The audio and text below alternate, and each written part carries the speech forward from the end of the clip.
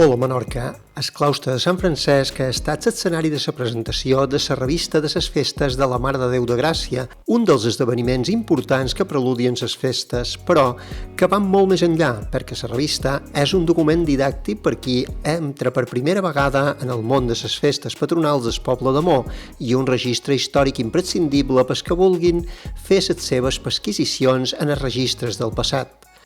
Ha intervingut en primer lloc en Josep Begú, el director del diari Menorca, i l'editor del mateix rotatiu, Josep Pons Fraga, ha fet la presentació del contingut de la revista i de les diferents intervencions. Gairebé tots els protagonistes d'enguany hi han estat presents. Avui són actualitat i, després de Gràcia, els seus noms quedaran impresos en la història. L'autor de la portada de la revista ha estat el reconegut artista Marc Jesús, que amb el seu traç inconfusible obre les portes a la riquesa d'aquest document.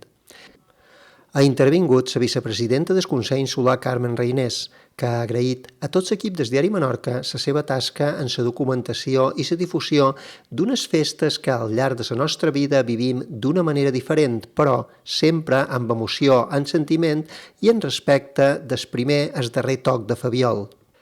El bisbe de Menorca, Gerard Villalonga, ha agraït a Marc Jesús que hagi sabut transmetre tan bé en la imatge de portada de la revista l'ànima d'amor i aquest amor que els maonesos tenim a la Mare de Déu. Per la seva banda, el batlle de Mo, Héctor Pons, ha agraït al diari Menorca el fet que aquest document ajudi a molta gent, no tothom pot viure la festa a peu de carrer, que visqui la festa.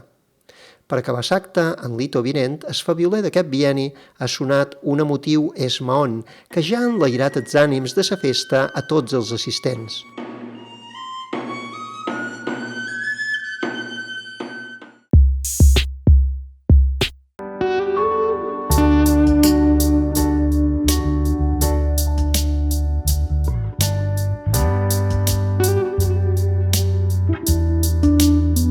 El camp, el jardí, taller, venda, lloguer i reparació de maquinària agrícola i industrial.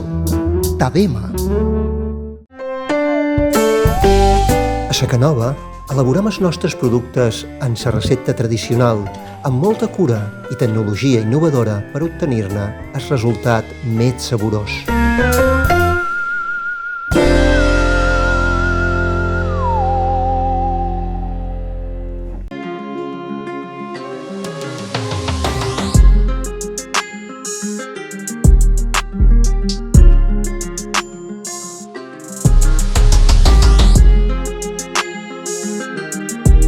Mobles Can Triay, avui i sempre, amb tu.